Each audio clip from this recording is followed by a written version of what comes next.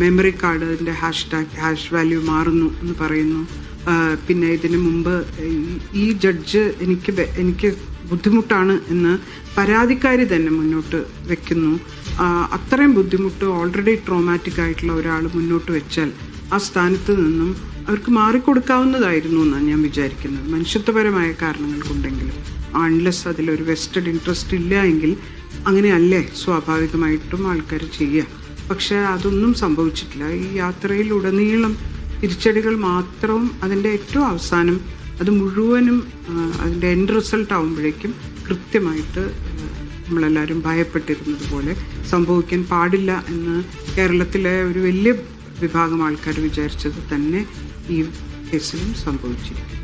അതെ, ഇപ്പോൾ അഭിഭാഷകരൊക്കെ പറയുന്നത് പോലെ ഗൂഢാലോചന കുറ്റം തെളിയിക്കുക എന്ന് പറയുന്നത് വളരെ ബുദ്ധിമുട്ടുള്ള ഒരു കാര്യം തന്നെയാണ്. പക്ഷേ അതൊക്കെ ഒരു വശത്ത് നിൽക്കുമ്പോഴും ഈ ഇക്കഴിഞ്ഞ 8 വർഷത്തെ അതിജീവിതയുടെ ഒരു പോരാട്ടം ശ്രദ്ധിക്കുമ്പോൾ അല്ലെങ്കിൽ വിചാരണയൊക്കെ ശ്രദ്ധിക്കുമ്പോൾ പല കാര്യങ്ങളും അതിനിടയിലുണ്ട്. ഈ പറഞ്ഞതുപോലെ ഉമാ തോമസ് MLA ഒക്കെ പ്രതികരണം നമ്മൾ കണ്ടിട്ടുണ്ടായിരുന്നു. ആദ്യഘട്ടത്തിൽ PTA സ്വാധീനിക്കാനുള്ള ശ്രമങ്ങളൊക്കെ നടന്നിട്ടുണ്ടായിരുന്നു എന്ന് MLA തന്നെ തുറന്നു പറയുന്നൊരു ഘട്ടമുണ്ടായിട്ടുണ്ട്. അതുപോലെ തന്നെ ഈ മെമ്മറി കാർഡിന്റെ ഹാഷ് വാല്യൂ മാറുന്നൊരു സംഭവം, അതുപോലെ തന്നെ വിചാരണയ്ക്കിടയിൽ തനിക്ക് ബുദ്ധിമുട്ട് അനുഭവപ്പെടുന്നു എന്ന നടി തന്നെ പരാതിയുമായി മുന്നോട്ട് വരുന്നു.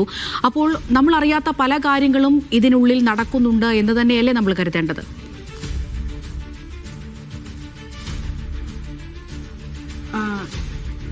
ഇതിൻ്റെ അകത്ത് ഏറ്റവും പ്രധാനമായിട്ട് തോന്നിയിട്ടുള്ള ഒരു കാര്യം, ഈ എല്ലാ സമയത്തും ഇദ്ദേഹത്തിന് എന്ത് തരം സപ്പോർട്ടാണ് ഇൻഡസ്ട്രി, രണ്ടാളും ഒരേ ഇൻഡസ്ട്രിയിൽ ജോലി ചെയ്യുന്നവരാണ്, എങ്ങനെയാണ് ഇദ്ദേഹത്തിനെ സപ്പോർട്ട് ചെയ്ത് പോകുന്നത്, സംഘടനകൾ എങ്ങനെയാണ് സപ്പോർട്ട് ചെയ്തത്, പ്രബലരായിട്ടുള്ള ആൾക്കാർ മുഴുവൻ, സിനിമയിലെ പ്രധാന ബിഗ് വിഗ്സ് മുഴുവൻ എങ്ങനെയാണ് അവരുടെ ഐക്യദാർഢ്യം പ്രകടിപ്പിച്ചത്, ഇതൊക്കെ നമ്മൾ കണ്ടിട്ടുള്ളതാണ്. അത് എത്ര കണ്ട് ഇത്രയും നേരത്തെ പറഞ്ഞ പോലെ ഓൾറെഡി ഉള്ള ഒരു ട്രോമയും അതിന് കൂടാതെ ഇത്ര ഭീകരമായിട്ടുള്ള ഒരു പോരാട്ടം ചെയ്യേണ്ടി വരിക എന്ന് പറയുന്നതിനിടയ്ക്ക് എന്ത് തരം മോറൽ സപ്പോർട്ടാണ് ഇൻഡസ്ട്രിയിലുള്ള കൂടെ ജോലി ചെയ്ത സ്വന്തം സംഘടനയിലെ അംഗങ്ങൾ ഒക്കെ ഇവർക്ക് കൊടുത്തിട്ടുള്ളത് എന്ന് നോക്കിയാൽ നമുക്കതിൻ്റെ ഉത്തരം കിട്ടും. അപ്പോൾ ഈ യാത്രയിൽ ഉടനീളം തിരിച്ചടികൾ മാത്രവും അത് താങ്ങാവുന്നതിലപ്പുറമായിട്ടാണ് ഈ 9 വർഷത്തോളം എത്തി നിൽക്കുന്ന പോരാട്ടത്തിൽ അതിജീവിത അവർ നയിച്ചു പോകുന്നത്. അത്തരമൊരു യാത്രയാണ്.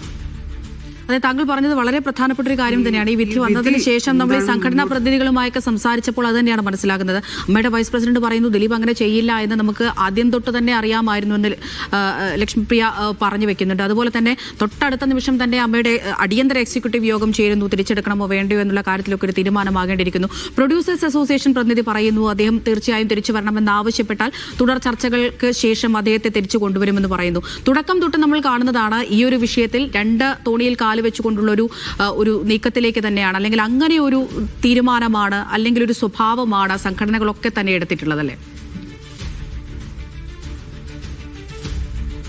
സംഘടനകൾക്ക് 2 തോണിയിൽ അവർ കാലിട്ടിട്ടില്ല. അവർ അദ്ദേഹത്തിനോടൊപ്പമായിരുന്നു. അദ്ദേഹത്തിൻ്റെ കൂടെ ജയിലിൽ കിടക്കുമ്പോൾ കാണാൻ പോയവരാണ്. എല്ലാം പരസ്യ പ്രസ്താവനകളായിരുന്നു. അത് മുഴുവൻ ഓൾറെഡി വീക്കായിട്ടുള്ള ഒരു അതിജീവിതയ്ക്ക് കൊടുക്കാവുന്ന ഏറ്റവും വലിയ പ്രഹരങ്ങളായിരുന്നു. ഞങ്ങളൊക്കെ ആർക്കൊപ്പമാണ് എന്നുള്ള വലിയ പ്ലക്കാർഡുകൾ പിടിച്ചുകൊണ്ടാണ് സിനിമയിലെ എല്ലാ സംഘടനകളും അല്ലെങ്കിൽ പൊതുപരിപാടികളിൽ ഒക്കെ അദ്ദേഹം ഭാഗമായിരുന്നു. അങ്ങനെ ഏതെങ്കിലും ഇതിൽ നിന്ന് മാറ്റി നിർത്തിയതായിട്ട് എനിക്കറിയില്ല. സാങ്കേതികമായിട്ടുണ്ടോ എന്ന് എനിക്ക് അറിഞ്ഞൂടാ. ഈ പേര് കുറച്ചു കാലം അതിലില്ല എന്നുണ്ടോ എന്ന് എനിക്കറിയില്ല. പക്ഷെ ഒരു തരം ഈ കൂട്ടായ്മകളിൽ നിന്നും ഇദ്ദേഹത്തിന് മാറ്റി നിർത്തിയതായിട്ട് എനിക്ക് അറിവില്ല. അദ്ദേഹം എല്ലാത്തിൻ്റെ ഭാഗമായിരുന്നു. എല്ലാവരും അദ്ദേഹത്തിൻ്റെ കൂടെ ഉണ്ടായിരുന്നു. ഈ വിധി വന്നതിന് ശേഷമുള്ള ദിലീപിന്റെ പ്രതികരണം താങ്കൾ ശ്രദ്ധിച്ചു കാണുമെന്ന് തന്നെയാണ് ഞാൻ മനസ്സിലാക്കുന്നത്. നമ്മൾ നേരത്തെ പറഞ്ഞതുപോലെ മഞ്ജു വാര്യരെ പരാമർശിച്ചുകൊണ്ടുള്ള ഒരു പ്രതികരണം നിൽക്കുന്നുണ്ട്. അത് കഴിഞ്ഞതിന് ശേഷം അദ്ദേഹം പറഞ്ഞ മറ്റൊരു പ്രധാനപ്പെട്ട കാര്യം, ഒരു ഉന്നതയായ പോലീസ് ഉദ്യോഗസ്ഥ ഈ വിഷയവുമായി ബന്ധപ്പെട്ട് തന്നെ കൊടുക്കാൻ ശ്രമിച്ചിട്ടുണ്ടായിരുന്നു. ഒരു ക്രിമിനൽ പോലീസ് സംഘം തന്നെ അവർക്ക് പിന്നിലുണ്ടായിരുന്നു. തന്റെ കരിയർ നശിപ്പിക്കാൻ, തന്റെ വ്യക്തിജീവിതം നശിപ്പിക്കാനുള്ള ശ്രമങ്ങളൊക്കെയാണ് ഇവരുടെ ഭാഗത്ത് നിന്ന് നടക്കുന്നത് എന്നാണ്. ആർക്കാണ് ഇദ്ദേഹത്തെ നശിപ്പിക്കാനുള്ള ഒരു ത്വരയുള്ളത് അല്ലെങ്കിൽ അങ്ങനെ ഒരു നീക്കമുള്ളത് എന്ന് ഉത്തരം പറയേണ്ട ഒരു ബാധ്യത കൂടി ദിലീപിനില്ലേ? അപ്പോൾ ഞാൻ നേരത്തെ പറഞ്ഞത് തന്നെയാണ് ആവർത്തിക്കാനുള്ളത്. ഇതേ ഡിഫൻസ് ആയിരുന്നു ഐസ്ക്രീം പാർലർ കേസിലും നമ്മൾ കേട്ടത്. ഒരേ ഡിഫൻസാണ്. എനിക്കെതിരെ ഗൂഢാലോചന, അതിന് ഇത്രയും ആൾക്കാർ അവർക്കൊപ്പം കൂടെ നിൽക്കുന്നു. ഇത് തന്നെയാണ് അദ്ദേഹം ആവർത്തിച്ചുകൊണ്ടിരിക്കുന്നത്. ഈ വിധി പ്രസ്താവന പുറത്തു വരുമ്പോൾ അനിവാര്യമായിട്ടും കേരളത്തിലെ സ്ത്രീകൾ മനസ്സിലാക്കേണ്ട ഒരു സാമൂഹ്യ പാഠമുണ്ട്. അത് ഒന്നുകൂടെ അടിവരയിട്ടിട്ടാണ് ഈ വിധി പുറത്തു വന്നിട്ടുള്ളത്. അതെന്താണെന്ന് വെച്ചാൽ, ഒരിക്കലും ഇത്തരം കാര്യങ്ങൾ സംഭവിക്കുമ്പം തനിക്കെതിരെ ഇത്തരം സെക്ഷൽ അസോൾട്ട് നടക്കുമ്പം ഒരു സ്ത്രീയും പരാതിയുമായി മുന്നോട്ട് പോകരുത് എന്ന് തന്നെയാണ്. ഇവിടുത്തെ ഒരു അപ്പാരറ്റസും, അത് പോലീസാണെങ്കിലും ജുഡീഷ്യറി ആണെങ്കിലും ആരും, പൊതുസമൂഹമാണെങ്കിൽ പോലും ആ സ്ത്രീക്കൊപ്പം ഉണ്ടാവില്ല. അവളുടെ സംഘടന അവൾക്കൊപ്പം ഉണ്ടാവില്ല. വേറെ ഏതെങ്കിലും വഴി നമുക്കത് പരിഹരിക്കാമെന്നല്ലാതെ ഈ പറഞ്ഞ നിയമ പോരാട്ടങ്ങൾ വളരെ എക്സോസ്റ്റിംഗ് ആണ് എന്ന് മാത്രമല്ല, അത് തിരിച്ചടികൾ ഉണ്ടാക്കുന്നതാണ്. അതുകൊണ്ട് പരാതികളുമായി സ്ത്രീകൾ ഇനി മുന്നോട്ട് പോകരുത് എന്നാണ് ഈ വിധിയോടുകൂടെ എനിക്ക് തോന്നുന്നത്. അതാണ് അത് മുന്നോട്ട് വെക്കുന്ന സാമൂഹ്യ പാഠം, തിരിച്ചറിവ്.